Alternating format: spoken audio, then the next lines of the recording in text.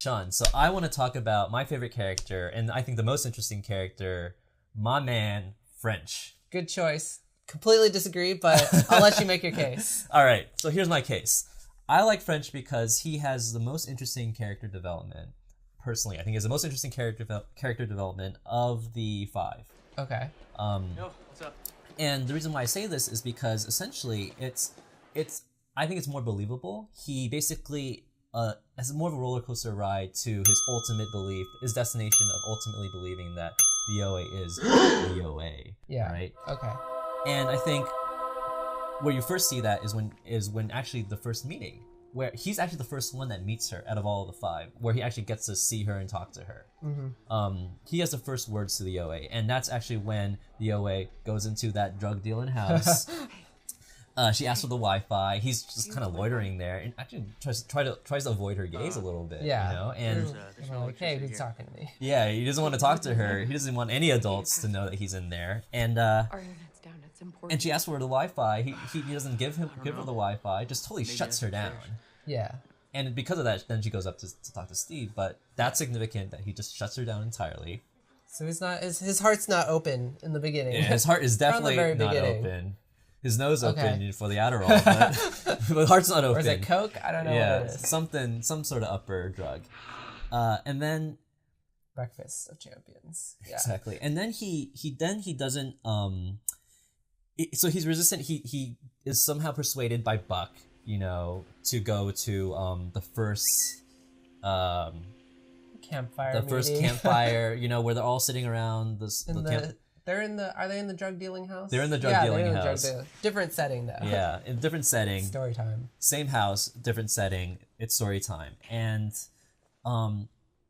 he's the one that actually is a little bit kind of like an asshole. He basically says, she asked everyone to close their eyes, so can you tell her story, and he says, "Oh, I don't."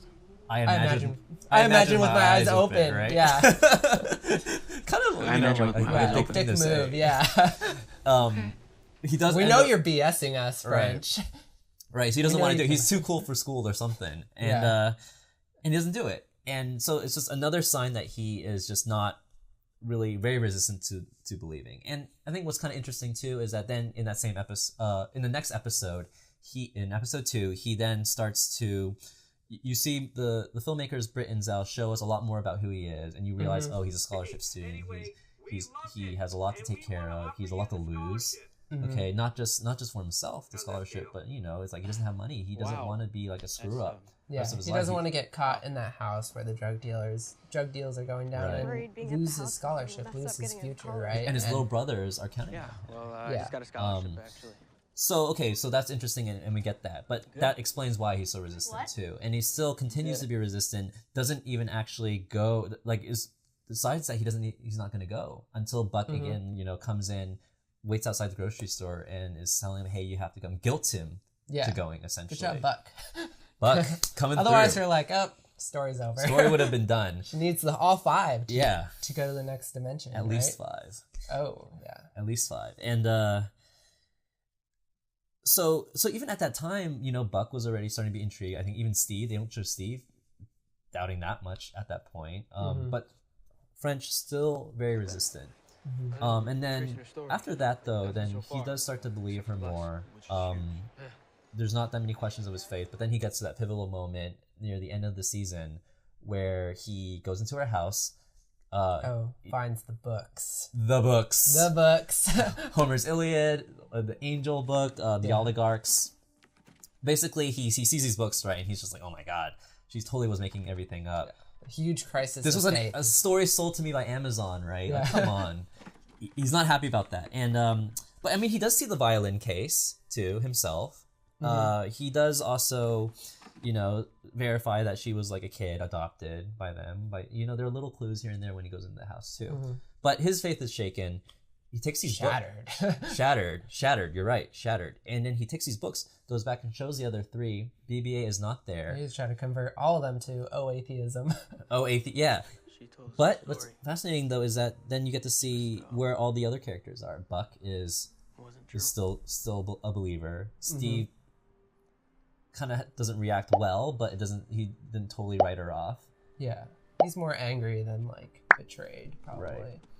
Jesse is kind of just, just kind of not really much just goes into Jesse's reaction, so we don't know exactly how he felt there. Mm-hmm. But French for sure is not believer, has converted to OAtheism, and it's not till the next big scene, which is the shooting scene, but right before they, I thought was very interesting too, is that he gets 15 seconds of the whoosh. He hears a whoosh of some sort. Yeah. Well, it's not the soul whoosh, but it's like some sort of stream is going on. The wind is going on, and maybe that stream that she's about to jump into, right? That's what's going on. But see, I feel like they gave him that scene because they wanted French. They knew French was the character that had the least faith, and they wanted to show him in the setting where, he's maybe starting to go back to it. He's starting to rethink it.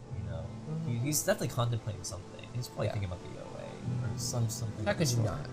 Right. And then finally, of course, he does the movements. He becomes a believer once again, and he finally reaches a resolution with the other four. Yeah, he's not like take me with you, but he did his part. Right. Performs it with perfect feeling. Right? Does it with perfect feeling. That's a prereq to get her to the next dimension. Right. Yeah, that's right. So he did it with perfect feeling, and ends up with everyone else. Yeah. As believers of the OA, but you see, you go back, right? You go back. In summary, he starts out very, very resistant. Was more resistant than everyone else. Has a crisis of faith that not everyone else has either. And I think what's interesting is that that's to sum it all up. It's that's kind of how I felt too, personally. I felt. You had these ups and downs as you're hearing OA's story of do I believe this? Do I not? I saw the books. The first thing I thought was, this is the big twist. Oh yeah. Right. Britt and Zhao were setting us up for it, and I did feel a little cheated. I was still a believer. All right. All right. Well, I was not, and that's why French is my favorite dude. He's my man. All right. Good choice. You've convinced me that he is a choice, but I still got my own favorite. All right, I'm looking forward to it.